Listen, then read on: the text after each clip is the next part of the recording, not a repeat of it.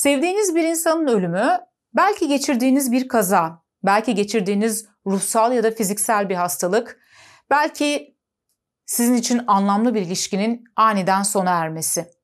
Bunun gibi ağır ve izleri kolay silinemeyen yaşam olayları bizde güçlü bir şekilde korku, çaresizlik ve güçsüzlük duygularının ortaya çıkmasına sebebiyet verir. İşte bu tür olaylara travmatik olaylar diyoruz. Travmatik olayların ardından bazen bireyler hiçbir şey olmamış gibi davranırlar ve ortaya çıkan bu duygularla sağlıklı bir şekilde baş etme yolunu bulamadıklarında onları bastırmaya çalışırlar. Sonuçta travmamızı fark etmek zorlaşır ve sadece biz değil, bir uzmanın dahi fark etmesini zorlaştıracak bir hale getirmiş olabiliriz. Neredeyse her birimizin travması ya da travmaları var. Travmasız insan yoktur diyebiliriz zaten. Peki sizde de henüz çözümlenmemiş, iyileşmemiş bir travma olduğuna dair 9 tane belirti nedir? Gelin bunlara bakalım. Birinci işaretimiz pozitif değişimleri kabul etmekte zorlanmak, pozitif değişimlere karşı koymak. Ne zaman hayatınıza yeni ve iyi bir şey gelse, ilk içgüdünüz bu şeyden şüphe etmek ya da suçluluk duymak mı oluyor? Kendi başarınızı kutladığınızda dahi derinden gelen bir suçluluk duygusu ya da utanç duygusuyla mı karşılaşıyorsunuz? Pozitif değişimleri kabullenmekte zorluk ve hatta onları reddetmek belki de derinlerde bir yerlerde o duyguyu, o mutluluğu hak etmediğinize dair bir inançtan kaynaklanıyor olabilir. Peki derinlerdeki bu değersizlik duygusunun sebebi acaba ne? Belki de yaşadığınız bir travma. Bunun üzerine düşünmek lazım. Her şeyi planlamak. Her şeyin kontrol altında olmasına ihtiyacınız mı var? İşler planladığınız gibi gitmediği zaman dünyayı başınıza yıkılmış gibi mi hissediyorsunuz? Kontrol etmeye olan bu ihtiyacınız muhtemelen geçmişte başınıza gelmiş ve o sırada kendinizi çok çaresiz, savunmasız hissettiğiniz travmatik bir olayla alakalı. Bunun bir sonucu olarak, yani yaşadığınız bu yoğun kaygının sonucu olarak her şeyi kontrol altında tutmaya ve planlamaya dikkat ediyorsunuz. Bu aslında kendinize ve dünyaya olan güvensizliğinizin bir işareti. Unutmayın, kaygı kontrol ihtiyacını beraberinde getirir. Başarısız olmaktan duyulan yoğun korku. Başarısız olmaktan korkmak çok normal ve insani bir duygu. Ancak eğer bu harekete geçmenizi engelliyorsa, fırsatları reddetmeyi beraberinde getiriyorsa o zaman size artık zarar vermeye başlamış demektir. Bunun yüzünden aynı zamanda hırsınızı ve yaratıcılığınızı da kaybedebilirsiniz. Başarısızlık korkusu çoğu zaman beraberinde mükemmelliyetçiliği ve özgüven sorunlarını da getirir. Bu korku kendinize karşı olumsuz bir inanca sahip olmanıza ya da eksikliklerinizi içselleştirmenize neden olan travmatik bir olayla başlamış olabilir. Bununla ilgili olarak özellikle anne, baba ve öğretmen tavırlarına dikkat etmek lazım. Başarılı olmaktan korkma. Travma bazen de başarılardan korkuyu beraberinde getirir. Kendinizi istediğiniz bir şeyi elde etmekten başarısızlık korkusundan değil de başarı korkusundan dolayı alıkoyduğunuz oldu mu hiç? Yani ya başaramazsam ne olacak diye düşünmüyorsunuz da ya başarırsam ne olacak diye düşünüyorsunuz. Ya başarılı olursam, ya başardığımda hayatım değişmek durumunda kalırsa, başardığımda neler olacak?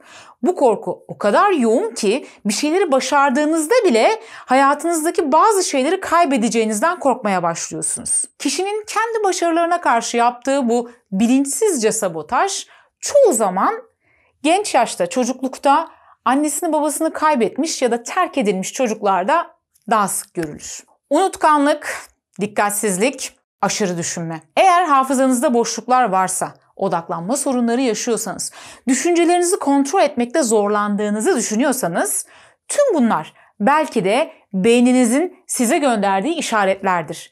Tüm bu işaretlerle beyniniz der ki, bak kardeşim, senin ilgilenmen gereken bir travma var ve bu travmayı düzeltmek için bir şeyler yapman gerekiyor. Başkalarına size ne olduğunu anlatırken, destek isterken zorlanıyor musunuz? Eğer bir tür istismara uğramış ya da hor görülmüşseniz, yok sayılmışsanız böyle hissetmeniz çok olasıdır. Yardım istemektense sessizce bir köşede acı çekmeyi yeğlersiniz. Çünkü birilerine ulaşmaktan korkarsınız.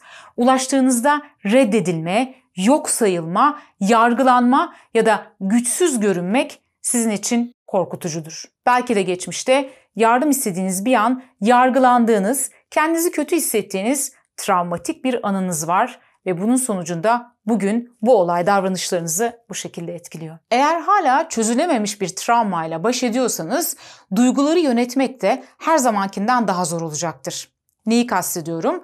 Örneğin öfkelenmemeniz gereken bir zamanda birdenbire kendinizi öfke patlaması yaşarken bulabilirsiniz.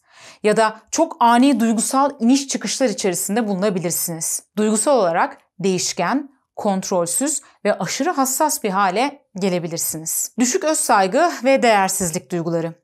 Travmanın sizin kendinizle ilgili düşüncelerinizi etkileyeceği çok fazla sayıda yol vardır. Özellikle de erken çocukluk yıllarınıza dayanıyorsa.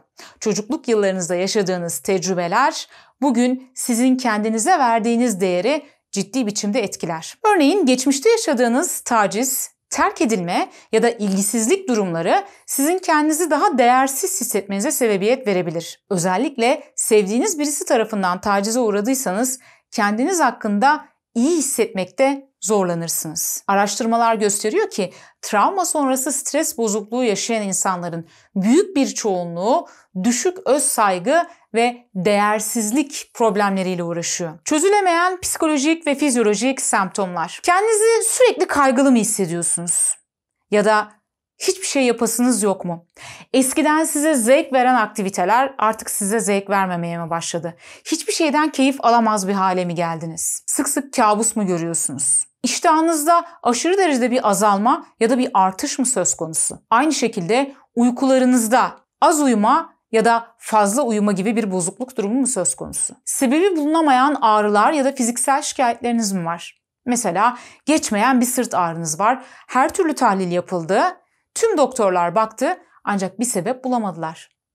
Belki de sebep derinlerde bir yerde yaşamış olduğunuz bir travma. Ve bu travma çözülmediği sürece o ağrı orada durmaya devam edecek. Aslında çoğu zaman fizyolojik ve psikolojik semptomların sebebi beynimizin burada bir problem var dostum ve sen bunu çözmelisin deme şeklidir. Dolayısıyla bunlar üzerine düşünmek gerekir ve altta yatan travmaları çözümlemeye çalışmak gerekir.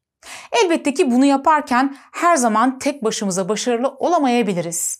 Eğer böyle bir durum varsa lütfen uzman bir klinik psikologdan ya da terapi eğitimleri almış, psikoterapi eğitimleri almış bir psikiyatristten yardım istemekten çekinmeyin. Travmalarımız üzerine çalışmadığımız takdirde gittikçe daha da fazla kökleşmeye başlarlar. Halbuki onlarla çalışıp onları çözümlediğimizde gelecekte eskiye oranla çok daha güçlü ve mutlu bireyler oluruz. Travmalarımızın sebebi çoğu zaman çocuklukta yaşadığımız tecrübeler olabilir. Eğer bunlarla ilgili de bilgi edinmek istersen lütfen kanalımdaki çocuklukta duygusal ihmalin işaretleriyle ilgili videomu izlemeyi unutma. Eğer bir travman olduğunu düşünüyorsan ve bir uzmanla çalışmak istemiyorsan o zaman en azından benim kanalımdaki stresle başa çıkma yolları oynatma listesindeki videoları izlemeni ve oradan sana uygun olduğunu düşündüğün egzersizleri günlük olarak yapmanı öneririm. Travmalarımızla yüzleşeceğimiz ve bu yüzleşmenin sonucunda çok daha güçlü ve mutlu olacağımız güzel günler dileklerimle. Hoşça kalın.